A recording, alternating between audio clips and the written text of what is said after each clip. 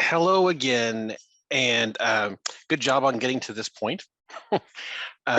Finishing up all those readings and looking over these pictures and creating this PowerPoint. It's a lot to do in a relatively short amount of time that you have. So good job, and thank you for sticking it out and getting through it. And just so you know, the presentations today don't have any bearing on what happens later. It's more specifically for the competition phase in the spring. These presentations today are simply just to give you a chance to talk about these ideas, to talk about lunar science, talk about asteroids, topics you probably have never really talked about before, including vocabulary that may be new to you. So this is just for you a chance to give you a chance to talk about these things and get some feedback. I'll provide if I have any feedback to provide to you, I will at the end. So what I'd like to do is hear either your lunar or asteroid presentation first. It's up to you. Then we'll take a break and do some Q&A, and then do the next one. So no pressure today. I'm just curious. I want to know what you learned, what you can tell me about these images. So are you all going to share your slides? I take it. Yeah, sure. I never got a chance to ask you whether I should send you the slides or if we should share on the presentation.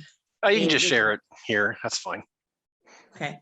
Did you guys want me to do that and then you move through, or do you want to go ahead and pull it up yourselves?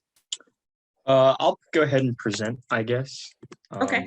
Let me just figure out how to do this on Zoom. Yeah, that's something that I'm not as familiar with either. We use Google Meet, so. All right, can y'all see my screen? Yep, It just came up. Yeah. All right, cool. So I suppose we will start with our lunar presentation. Okay, go ahead. Great, so this is a relatively small field image taken of the moon, possibly by the Lunar Reconnaissance Orbiter, given its resolution and scale of, as the key says, 150 meters. So this is probably a 1 by 1 kilometer or so image. What we observe throughout is simple craters at this scale. And I will move on to this section. I hope you can see the key on the right side. Alexandra, do you want to talk about the simple craters and their size? Yes, thank you. Okay, so basically, as you can see from the key, the simple craters are all circled in green. We don't have any complex craters in this image, but basically the main difference is that simple craters are smaller. You'll never really find them much bigger than 15 meters wide. Anything over that is going to be probably a complex crater, and basically complex craters tend to have these kind of bumps in the middle of them because during the impact that caused them, when the impact happened, a shock wave was sent down, came back up, and caused that bump in the middle. So that's the difference there. And then you can see the yellow circle there, that's a ryle, basically formed by cooled lava. And then you'll see that any of the lighter parts on the image are higher up. Great, so on this next slide, in the top right, I've actually, you can see my cursor here, enlarged a suspected ryle. And as Alexandra said, these are cooled lava tubes that have collapsed in on themselves. And we suspect these to be sort of features of end-stage volcanism on the lunar surface. So they're relatively new in terms of lunar timescales. Got to keep in mind that the moon became volcanically active around 3.4 billion years ago, 3.5 billion years ago. So they're old, but they're newer than some of the other craters in the section. And if I go back, you can also see these lighter areas are higher albedo, more reflective, contain more basaltic materials. Let's see what else. Oh, yes. I think Alexandra meant 15 kilometers earlier, but 15 meters. So again, there's no complex craters visible here because those are much larger. Any cratering we see here is going to be simple craters. Okay, here is what we have, a wrinkle ridge, this whole section here that is raised along a ridge line. As you can see, these darker sections here, these are all lava fields, sort of what you'd call mare, that have cooled. And as they cool, they contract and raise up and form what's called a wrinkle ridge. This image is in a larger scale than the previous one. So 1.2 kilometers is a key. So, we're dealing with a larger field here. What we can see here potentially is another series of riles. What we suspect happened here is that as that wrinkle ridge was raised up, the average surface thickness decreased. It allowed lava to sort of move closer to the surface. Lava tubes formed and then collapsed and formed these riles here again. So we suspect the rile here to be newer than the ridge, a more recent surface feature than the ridge, but that wrinkle ridge is about the same age as when the mares were cooling and contracting, so around 3.5 billion years ago. All right, here we have a much wider field image. This major vein-like structure here is a very large rile on the moon called Hadley Rile. And actually in the next image, this is where Apollo 15 landed. This was taken, we believe, by the Lunar Orbiter series of missions in the 1960s as part of their selection process for landing sites. And this whole red line here is a major rile, Hadley Rile, that moves across there. It's very wide. And you can also see a very large crater here in the top right now of this slide. That crater is clearly newer than the rile. You can see that the rile has actually been disrupted, cut in half basically by this impact. And in the top right, you can see that lighter area that indicates ejecta. Some of it's actually deposited into the rile. So clearly this is newer than the rile. You can also see this is, again, because of the key in the bottom here, it is a simple crater. It's a large simple crater, but it's a simple crater. It has a flat basin, but there's no terracing happening. The walls gradually go down into a dome and form a flat bottom. What we can also say is that the highlands, I'll go back again, sorry. These highlands are older than this flat, darker area. This flat, darker area is a mare. Again, it's a sea of lava that is cooled. The highlands, in contrast, have a higher albedo. They're lighter, they're more reflective, they contain more anorthosite, and they are older than the mare. Like I said, the crater is newer than the rile, clearly, because it's laying over that feature. And the mare is comparatively newer than the highlands that we also observed in that image. And I think that is it for the lunar presentation.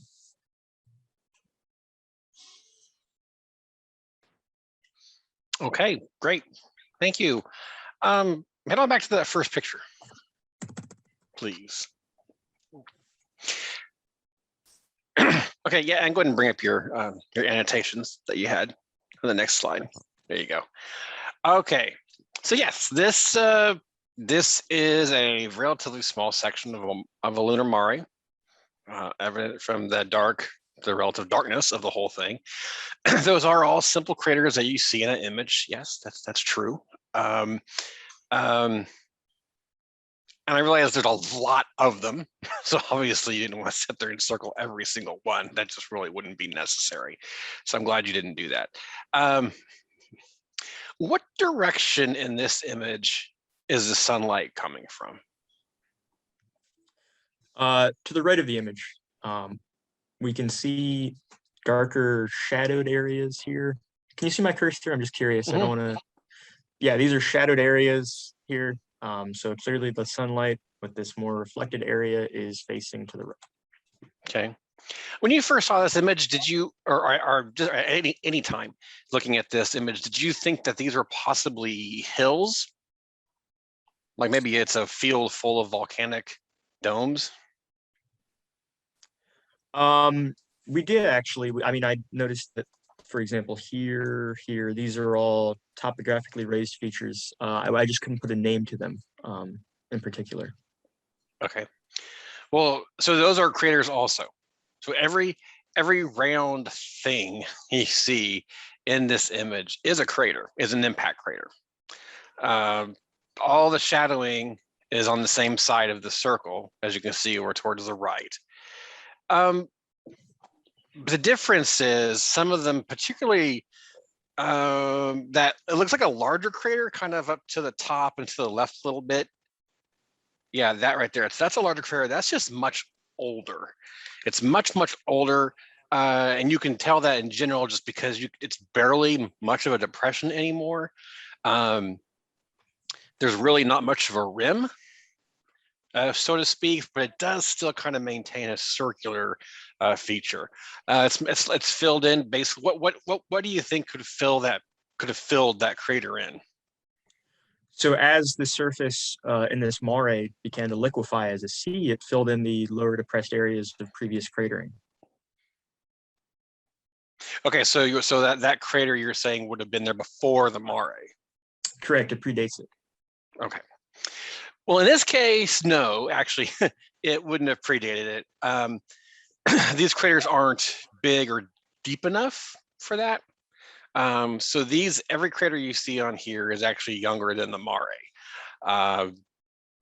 But I would say that one is probably one of the oldest that you do see, just because it's been filled in by other subsequent impacts.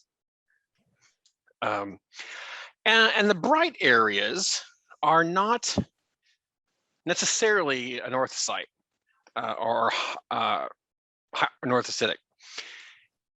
It could be if the impactors that responsible for those craters punched through the mare, all the way through the mare to get to the highlands material, the northocite that's below it.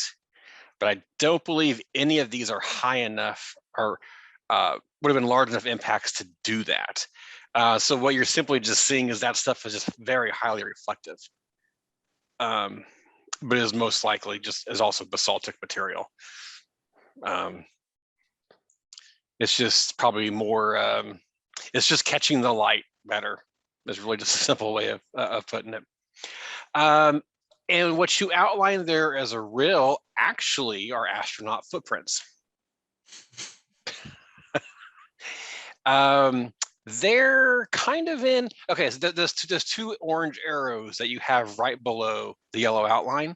That left arrow is basically pointing right at the Apollo 12 lander. It's just my next image has a zoomed in version if you want me to go to that. Yeah, go ahead and go to that. Right here? Yeah. So right there, and now in that picture, it's in the upper left of that picture. That's the lander. So then those dark disruptions in the ground, that's astronaut footprints.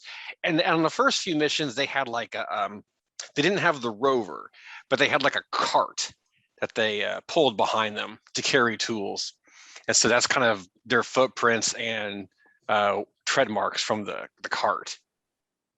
So that's, yeah. So that image, actually, the overall image is actually it's actually inverted.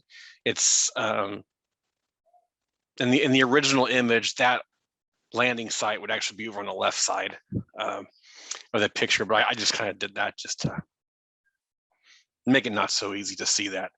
But anyway, so that's the Apollo 12 site, second moon landing, and those are their footprints, which is pretty cool. Okay, go back to that, the previous slide with the picture. But yeah, so it's a pretty straightforward picture, geologically speaking. It's on mare, impact craters. They're all younger than the mare itself. Simple craters specifically, like you said. Okay, good. All right, let's go to the next one. Oh, and yeah, that's an LROC image, Lunar Reconnaissance Orbiter camera. This is also an LROC image. This is actually has a very, very high sun angle. So the sun was basically almost overhead. or shining, or I guess if you're the spacecraft, shining straight down below you as this picture was taken. So it's really hard to make out features in here, although you all did a pretty good job. Basically identified craters, which is a bunch of them, even if some of them don't really look quite round. And that's just because when you have a very high sun angle like that, it really messes with shapes on the ground.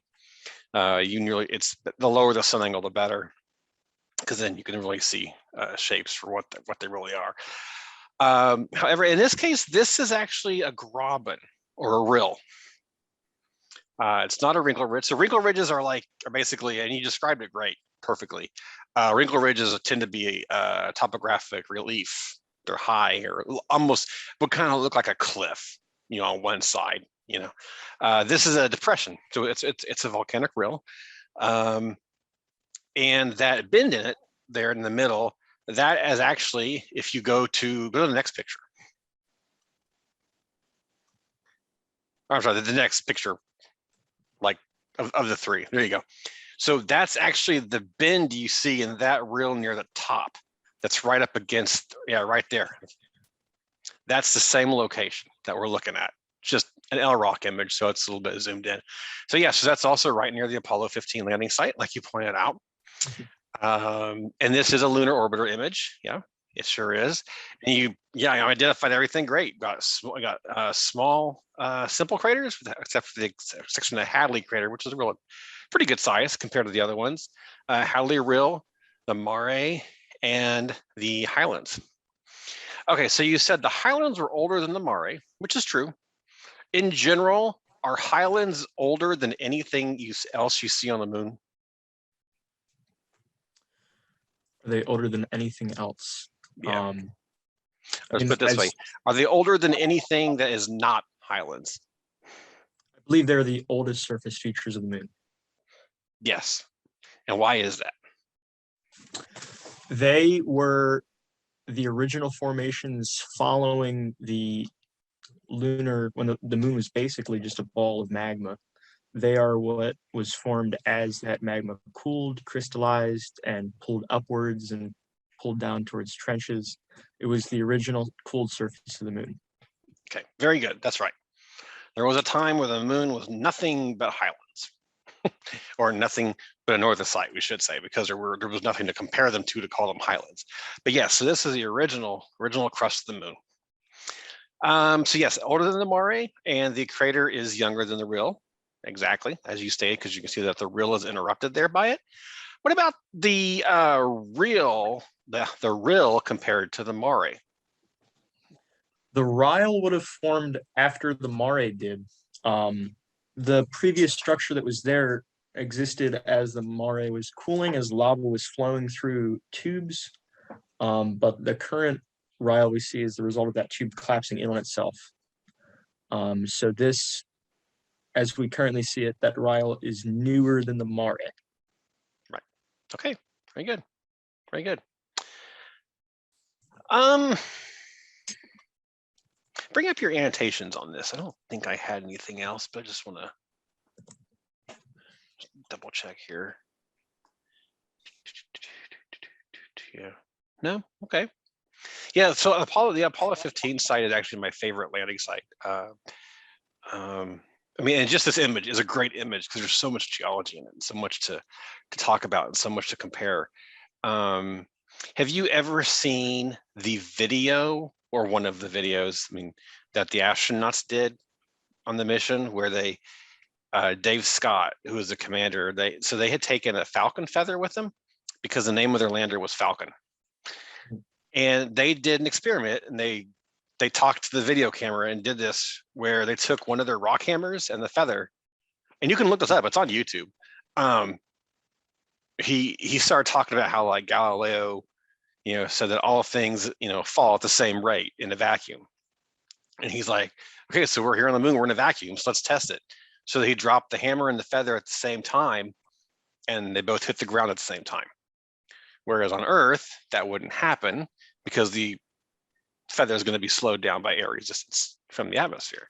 So it's a pretty cool, little. You've seen it? Yeah, I think his exact words were something along the lines of, "Isn't that neat?" Yeah, yeah, Yes, astronauts are just so poetic. Uh, but yeah, it's a great video. I like the video. And Dave Scott is actually one of the last surviving Apollo astronauts, one of the last that walked on the moon. There's only a few of them left. So, okay, very good. All right, let's go on to the next one. Sure. Let me just get this pulled up here. You can see this? Yeah. All right. This is our asteroid presentation. So first of all, here we have the asteroid Iikawa, which is a S-type asteroid that was visited by a JAXA mission, Hayabusa. And I believe this was back in 2005, but this is the smallest asteroid that we've actually been, up close personal to, landed on, and collected samples from. So as you can see here, it's mostly made up of rubble. I mean, it's rocky material. There's a section up here and here that is regolith and dust, but it's predominantly what's best described as a rubble pile. And this is small. This is maybe 500 meters across or so. We believe this was formed out of the recombination of material from a impact that sort of blew it into fragments, and then that sort of recollected through mutual gravity and formed this. It's mostly held together materially as opposed to gravitationally, although that's what brought it together originally. And I think I've zoomed in here. Here's a great example of sort of it just coming together and forming it from non-disruptive impacts. So this has just sort of hit the side and stuck to it. In comparative age here, the older stuff is going to be the large rocks and boulders. That is the core fragments of a parent object that has, over many non-disruptive impacts, caused shaking on Iikawa, and it's brought them to the surface through the Brazil nut effect. So those larger objects are going to be older. And I think that's pretty much it for this one. I've circled sections of Iikawa. So we think this was actually formed from, again, multiple sections that have reaccumulated. So here's something that we suspect sort of attached onto this central object, and again, this smaller one here. And we've also circled here sections of dust and regolith, but this is predominantly large rocks that have sort of coalesced. Okay, so this is Vesta. It is a V-type asteroid, V for Vesta, or things that resemble Vesta. It's, I believe, the second largest asteroid within the belt, the main belt, and it's really best described as a planetesimal, or an object like that because of its size. It's around, I think, 320 kilometers in diameter, roughly. So it's very large for an asteroid. It's a V-type, but compositionally, it's most similar to S-types or silicaceous asteroids because its surface is composed of clays and silicas and those kinds of things, but it has some variation. So what we see here is pretty large-scale cratering. Here's an example of some craters here. We have regolith, more reflective material down here, and then we have what are called grooves here. These are pretty prominent. And these grooves were formed out of major impacts that occurred on Vesta. And what's happened is the shock of the impact has sort of gone through the core of the object and then come back and cracked it open. So what we can say is, for example, these craters here that are within the groove are newer than the groove itself when it was formed. So these are more recent surface features. Vesta is so large that it's actually had segregation of its, it has a crust, a mantle, and a core, which is kind of odd for an asteroid. It occurs mainly with large objects, so something like Ceres, but Vesta's one of the largest things in the asteroid main belt. So it's not round, but it's close to it. But it's so big that it's sort of had these planetary scale things happening, like it's developed a crust and a mantle. it's undergone pretty extensive resurfacing. So this groove formed around the same time, just maybe a couple moments after the major impacts occurred that formed them. So everything here is relatively the same age, excluding these craters here. These have been sort of covered over by regolith from other impacts, so these are older than some of the other impacts in the same area. So again, I have highlighted these sections here. So here's the regolith, simple craters, and then this large groove that runs across Vesta. And this is many kilometers wide here. Okay. Alexandra, do you want to talk about this particular image a little bit? All right. So in this image, it shows regolith and coarse-grained rock. They formed. So how do they form? Impact events formed regolith, or were previously formed from catastrophic impacts that then went on to form this body. Larger rocks or coarse grain accumulate there at the surface as they are slowly brought up to the Brazil nut effect due to a seismic or impact-induced shaking. Yeah. So this object is, or this picture rather, is very small scale. This is only a couple of meters wide. This was taken by the Near Shoemaker mission, I believe back in the year 2000, to the asteroid Iris. So these sort of regolith and rocky close-in sections would best indicate what Iris is, which is a silicaceous asteroid again. It has that sort of rockiness to it. It wouldn't be that way for like an M-type, for example, but these grains and rocks best indicate an S-type asteroid. For Iris, for this particular object, it's covered in regolith. It's between 10 to 100 meters in depth. It's just caked in regolith. And that is current because of large-scale impacting that has created regolith and put it everywhere on the surface of the object. And here's an example of the regolith we see here, as well as some larger rocks. So I've just gone ahead and circled areas of like fine grain regolith here, more coarse, and then these rocks. It can be said that these rocks are perhaps older than the regolith, the finer grain regolith, and they've been accumulated to the top through the Brazil nut effect, the granular convection. And that's it for this asteroid presentation. Thank you. Very good. Just a simple conceptual question. This idea of the Brazil nut effect, do you understand like what that means? Like why do they call it that? Does the process make sense? Yes. So anything that would disturb the surface of an object brings the larger particles closer to the surface and eventually towards the surface, and it's induced through either seismic activity or impact shaking or non-disruptive impacts like on Iikawa. Okay, so why do the big pieces go to the top? I believe it's because of the upward pressure from objects moving, smaller grain objects moving beneath them and sort of pushing them up. Yeah. Okay. Good. Yes. One place this is really an obvious, everyday example of this is a cereal box. When you get to the bottom of the cereal box, what's left? Dust. The dust. Yeah. Yeah. So, I mean, I get the Brazil nut effect. I mean, if you had like, a bag or a can of mixed nuts, yeah, those are the bigger ones. They tend to show up at the top, but I think the cereal box analogy is a lot better.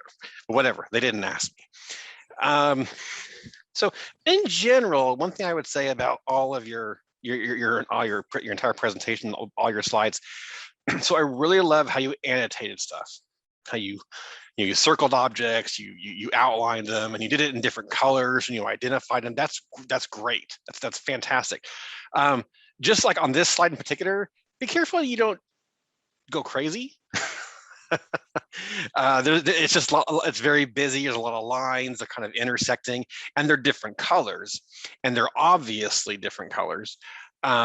But another thing just to consider is that some people might be colorblind. So in which case using colors doesn't matter. Now I understand if you're drawing lines and things like that, it's kind of hard to do that differently, but that gets back to not making it so busy, using things like squares versus circles. That's great. That's a good place to start. That comes up typically though more often if you're displaying data in like a chart, like a graph, and you have multiple data points from multiple sources, and you've got to have like circles or triangles or squares. So yeah. Yeah, there really wasn't too much to say on these images, as you found out. Not too terribly complex, at least the parts that I showed you. I will say in this image, so the scale of this image is a little more than a few meters. The largest rocks you see there, and this is just a semantics thing, but they're boulders. I mean, these are the largest ones here, about the size of a house. So the overall scale of this image is certainly more than a few meters, but yeah, I didn't give you scale bars, so it's no big deal. No big deal, and that was on purpose. I honestly can't remember why I didn't do that now. It doesn't really matter. But okay. Yeah, good job.